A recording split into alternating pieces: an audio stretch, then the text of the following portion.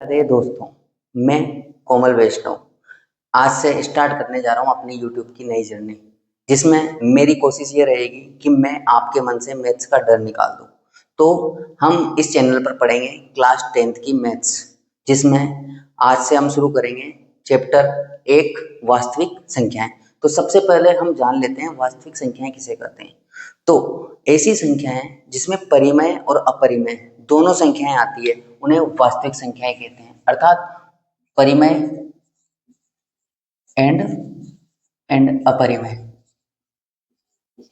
दोनों संख्याएं मिलकर वास्तविक संख्याएं बनाती है। तो इस पूरे अध्याय में अपन परिमेय, अपरिमेय और वास्तविक संख्याओं के बारे में पढ़ेंगे। इस अध्याय को अगर मुझसे कोई बोले कि दो भागों में बांटना है तो मैं इस अध्याय को दो भागों में बांट सकता हूँ, जिसका पहला भाग होगा एचसीएफ एंड एलसीएम को समझना और दूसरा भाग होगा अपरिमेय संख्याएं, अपरिमेय संख्याएं। तो जैसा कि आप समझ सकते हो, अपन इसको एक बार में तो पूरा समझ नहीं सकते, तो इसको अपन दो टुकड़ों में ही पढ़ेंगे। तो सबसे पहले अपन पढ़ेंगे एचसीएफ एंड एलसीएम। तो सबसे पहले तो अपन को ये देखना है कि वास्तविक संख्याएं वह संख्याएं जो परिमेय भी होगी और अपरिमेय भी होगी, वो क्या कहलाएगी? वास्तविक संख्याएं। और वास्तविक संख्याएं जितनी भी संख्याएं अपन सोच सकते हैं, जितनी भी संख्या आपने आज तक देखी होगी या सोची होगी, 1 हो गया, √2 हो गया, 2.3 हो गया, 1000 हो गया, -7000 हो गया, कुछ भी, सब वास्तविक संख्याएं आती है। सब टोटल संख्याएं क्या है? वास्तविक संख्या। तो अपन उन्हीं के बारे में एचसीएफ और एलसीएम पढ़ेंगे। तो एचसीएफ और एलसीएम पढ़ने से पहले अपन को याद होना चाहिए अभाज्य गुणनखंड करना आना चाहिए अपन को, अभाज्य गुणनखंड करना। तो अभाज्य गुणनखंड करना, अभाज्य गुणनखंड, जो कि आपने पुरानी कक्षाओं में पढ़ा होगा। अब जिन बच्चों को याद नहीं है कि अभाज्य गुणनखंड कैसे करते हैं, हमें तो कुछ आता ही नहीं है गुरुजी, तो अपन क्या करेंगे, अभाज्य गुणनखंड करना भी एक ब्रीफ में सीख लेंगे। तो अभाज्य गुणनखंड सीखने के लिए अपन को सबसे पहले याद होना चाहिए अभाज्य संख्याएं, अभाज्य संख्याएं। तो वह संख्याएं जिनमें एक और स्वयं एक, वह संख्याएं जिसमें एक और स्वयं को छोड़कर अन्य संख्या का भाग नहीं जाता है,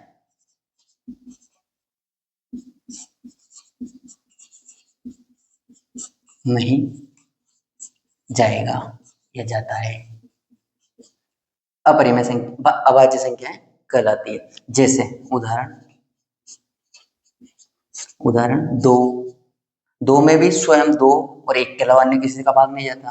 3, 5, 7, 11, 13, इसमें एक को काउंट नहीं करा अपन ने। इसका मतलब क्या हुआ? इसका मतलब है एक ना तो भाज्य और ना ही अभाज्य। और दूसरी बात अभाज्य संख्याओं के बारे में सबसे इंपॉर्टेंट याद रखना, दो एकमात्र ऐसी भाज्य संख्या है, एकमात्र ऐसी अभाज्य संख्या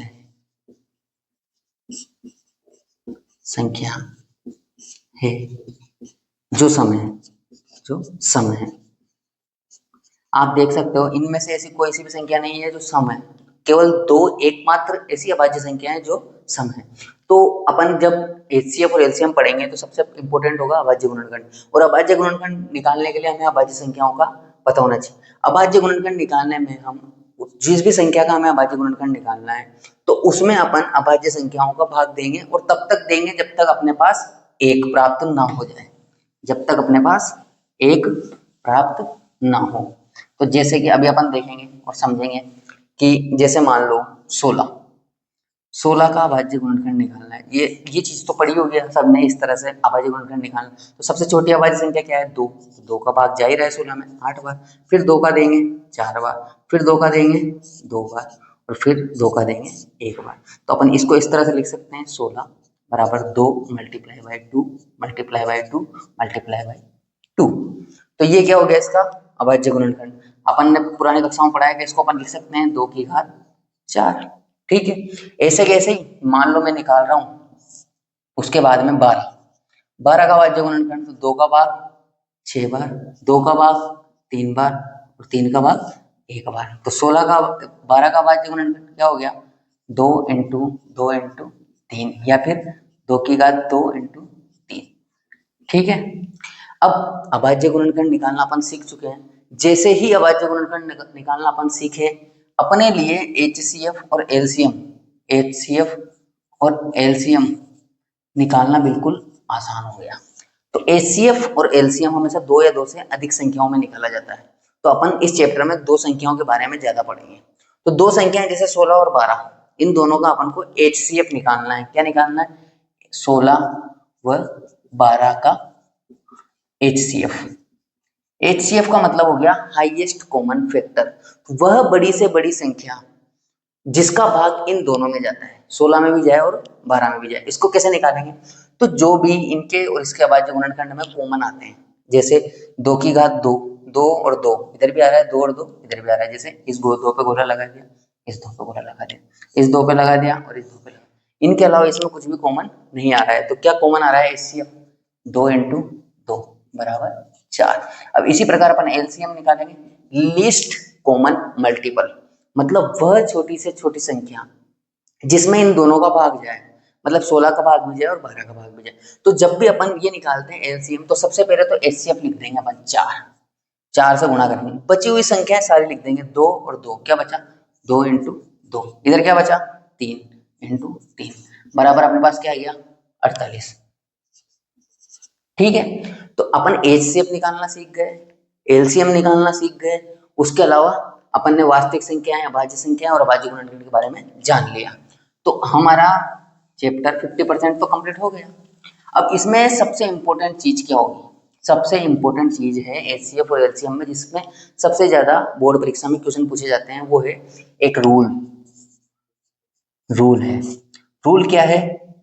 रूल है HCF इंटू LCM बराबर संख्याओं का गुणा, संख्याओं का गुणनफल।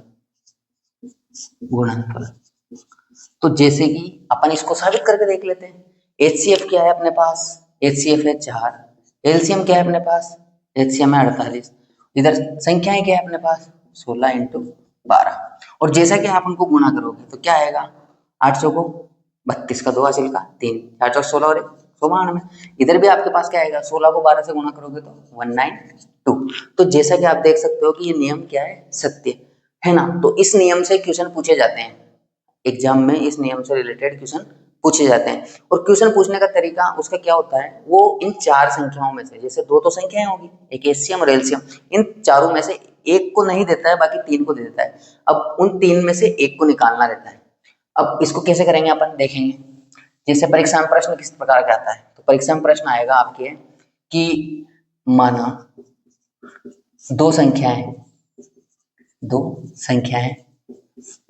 16 व 12 का LCM 48 है, तो HCF ज्ञात करें। अब जिसको नियम पता है वो डायरेक्ट कर देगा, जिसको नियम पता नहीं है उसको लंबा करना पड़ेगा। तो ये शॉर्ट तरीका है। अपन क्या करेंगे?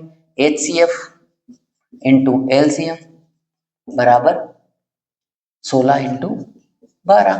तो HCF अपन को ज्ञात करना है और LCM कितना है? 48 बराबर 192। तो HCF बराबर कितना हो गया? 192/48।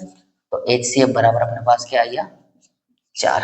तो इस प्रकार से अपन ये सवाल कर सकते हैं, परंतु इसमें ये चीज ध्यान रखनी है अपन को कि ये HCM इंटू LCM बराबर संख्याओं का गुणनफल केवल 2 संख्याओं पर लागू होता है, 2 से अधिक संख्याओं पर ये नियम लागू नहीं होता है। तो बच्चों अपन ने क्या पढ़ा आज? वास्तविक संख्याएं। वास्तविक संख्याओं में अपन ने पढ़ी परिमेय संख्याएं, परिमेय संख्याओं में अपन ने पढ़ा क्या नाम है? अभाज्य गुणनखंड। अभाज्य गुणनखंड के लिए सबसे इंपॉर्टेंट चीज क्या होती है? अभाज्य संख्याएं। अभाज्य संख्याएं कौन सी होती है? वह संख्याएं जिनमें स्वयं और एक के अलावा अन्य संख्या का भाग नहीं जाता है, जैसे 2, 3, 5, 7, 11, 13, 17 इस प्रकार की अभाज्य संख्याएं होती है। अभाज्य संख्याओं से अभाज्य गुणनखंड निकालते हैं और अभाज्य गुणनखंड से एचसीएफ और एलसीएम निकलता है। मैं आशा करता हूँ कि आपको ये वीडियो समझ में आई होगी। अगर वीडियो अच्छी लगी तो इसको लाइक करना, चैनल को सब्सक्राइब करना और कमेंट में ये जरूर बताना कि आप आगे किस तरह की वीडियो चाहते हैं और इस आज की वीडियो में आपके मन में क्या डाउट रहा। धन्यवाद। राधे राधे।